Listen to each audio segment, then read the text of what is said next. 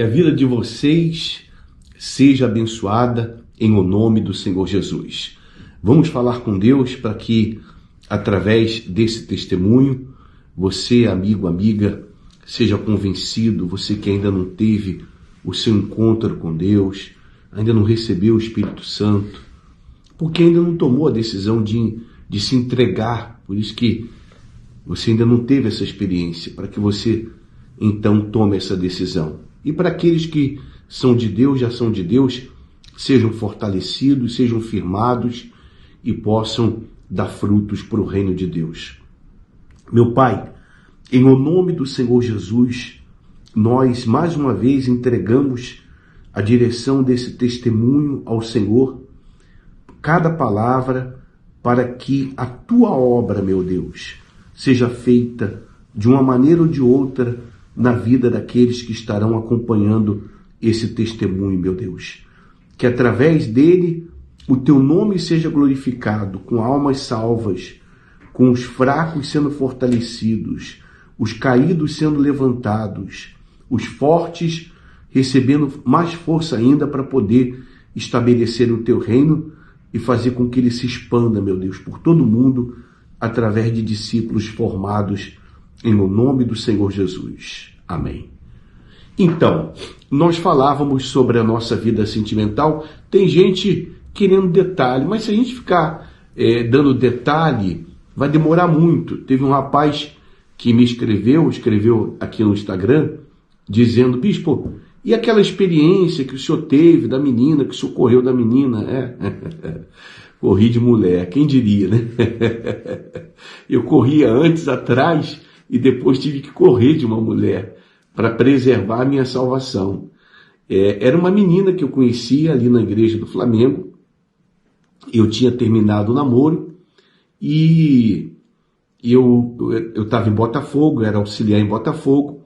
Eu fui encontrar com o pastor Laurindo, que também era auxiliar no Flamengo, ali na Praça do Flamengo, na Praça frente ao Cine São Luís, acho que é São Luís, o cinema que tem ali, inclusive é nosso, ali na Praça do Flamengo. E a gente foi para um jardim que tem ali atrás. Eu estava conversando com a menina enquanto esperava o pastor Laurindo, e ela sabia que eu tinha desmanchado. E ela disse: você sabia que eu gosto de você? Há muito tempo que eu venho gostando de você e tal, e agora, sabendo que você desmanchou o namoro com a fulana, e eu queria queria te namorar e tal. Bem atirada a menina. Aí eu falei: não, fulana, eu gosto da outra ainda, e agora eu vou me dedicar mais ao meu ministério e tal. Aí eu virei pro lado. Quando eu virei para ela de novo, ela me deu um beijo. Me deu um beijo. E foi um beijo. Como homem, o homem que não gosta de beijo de uma mulher não é homem. Então, aí eu levantei, fui andando, e ela veio atrás de mim dizendo: olha, vamos lá em casa, meus pais viajaram, vamos lá. A gente vai ter uma noite maravilhosa, vai ter uma noite inesquecível. E eu ouvindo aquilo e caminhando mais rápido. Aí você sabe, né? Encosta o anjinho do diabo do teu lado, do lado esquerdo. Normalmente ele vem pelo lado esquerdo. Vem pela esquerda. E eu resistindo, aquela voz resistindo, e a menina, ela tinha um corpo monumental. Sabe como é que é, né? E eu naquele conflito, vai ou não vai e tal. Conclusão, eu parei em frente ao prédio onde ela morava.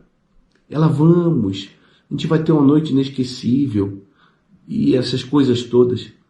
E aquela gana de ir, sabe?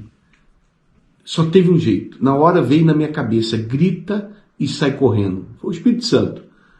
E foi o que eu fiz. Eu dei um grito e saí correndo. Mas corria.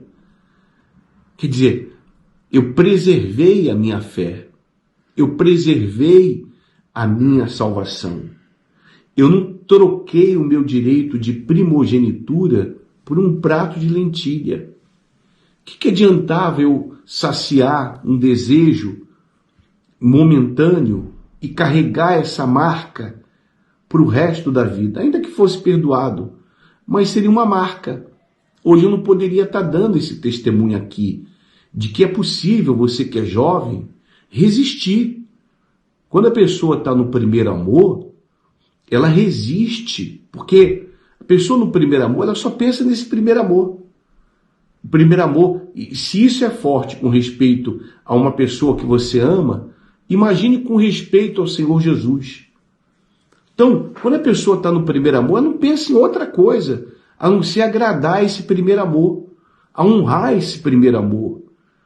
E no caso, foi esse primeiro amor, o primeiro amor do novo nascimento, do selo com o Espírito Santo, que me deu condição de resistir não só a essa tentação, mas a tantas outras tentações, tanto quando era solteiro, como depois também de casado.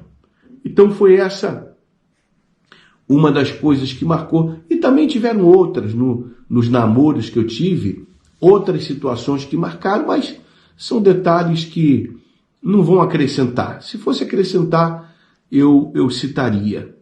Mas com respeito aos namoros, eu sempre orei a Deus, ó Deus, eu quero que seja feita a tua vontade, eu não quero a minha. O Senhor é o Senhor da minha vida. Então, eu estou disposto a pagar o preço que for para fazer a tua vontade. Você sabe, minha amiga, meu amigo, que a vontade de Deus, ela exige sacrifício. A vontade de Deus, ela não causa problema.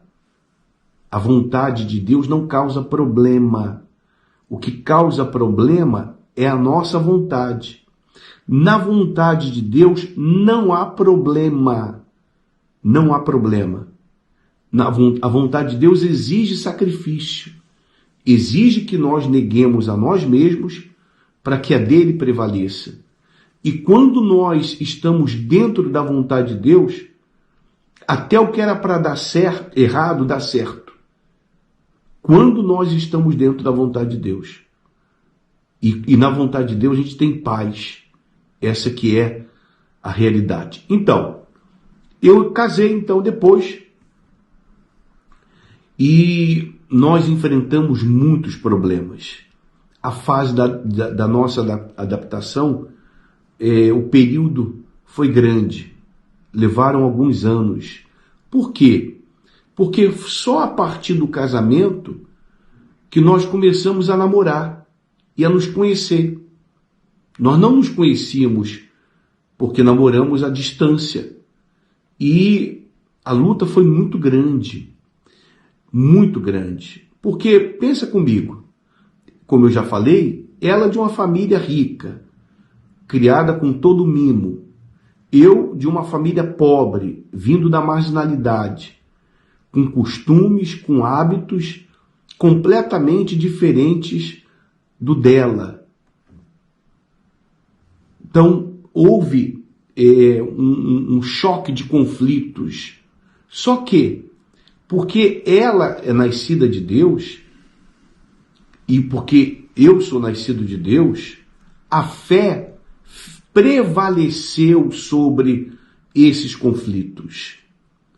A fé prevaleceu. Só que, talvez você diga, então, bispo, a fé não vai fazer prevalecer? Só que tem um detalhe.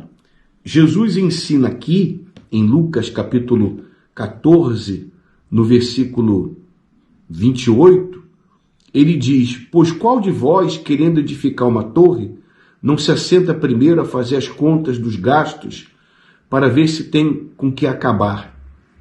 Para que não aconteça que depois de haver posto os alicerces e não a podendo acabar, todos os que a virem comecem a escarnecer dele, dizendo: este homem começou a edificar e não pôde acabar.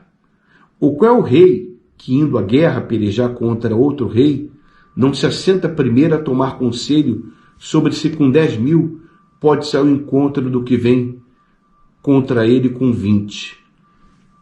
Então, nós temos que calcular, nós temos que planejar, nós temos que avaliar se é ou não é de Deus, se vale ou não vale a pena se a gente vai ter disposição ou não de pagar o preço que tem que ser pago.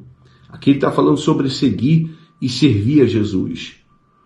Quer dizer, não é a base da emoção, não é a base do sentimento, e sim de uma fé consciente, a fé inteligente, que faz toda a diferença na vida do cristão.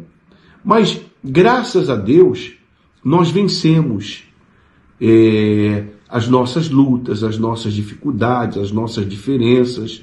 Nós vencemos. E hoje nós temos um relacionamento, não hoje, já há alguns anos, estabelecido. Totalmente estabelecido. Hoje nós nos entendemos perfeitamente. E nós, por sermos de Deus, quando há alguma desavença, algum desentendimento, alguma indiferença, nós conversamos e resolvemos. Assim é a vida daquele que vive pela fé. Ele aplica a fé na situação que ele vive. Seja qual for a situação, seja qual for o problema, ele aplica a fé. Porque ele vive da fé. A vida dele é pautada na fé. A vida dele é guiada pela fé. É dirigida pela fé. É como, por exemplo, toda pessoa que realmente é nascida da fé, nascida de Deus, essa fé determina a sua conduta moral e o seu comportamento espiritual. Então a pessoa tem capacidade para caminhar a segunda milha, para dar a outra face, para orar por aqueles que lhe perseguem. Isso vem do Espírito de Deus.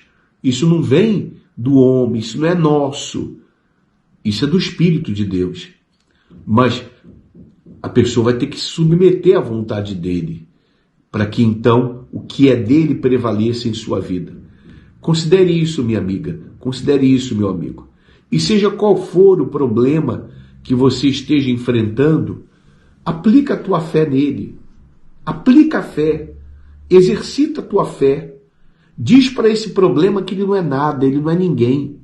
Porque quando Deus age, mas Deus só age quando a gente manifesta a fé, não há problema que possa permanecer de pé. Ainda que aparentemente ele esteja de pé, aparentemente, mas quando nós aplicamos a fé, ele, como aconteceu com a figueira, ele já foi derrubado. Desculpa, é como a figueira, ela já havia secado desde a raiz, só tinha a aparência dela. E no dia seguinte, ela secou definitivamente, desapareceu. Assim vai acontecer com esse problema, com essa luta que você está enfrentando. Deus abençoe. No próximo, nós vamos seguir falando mais a respeito das nossas experiências.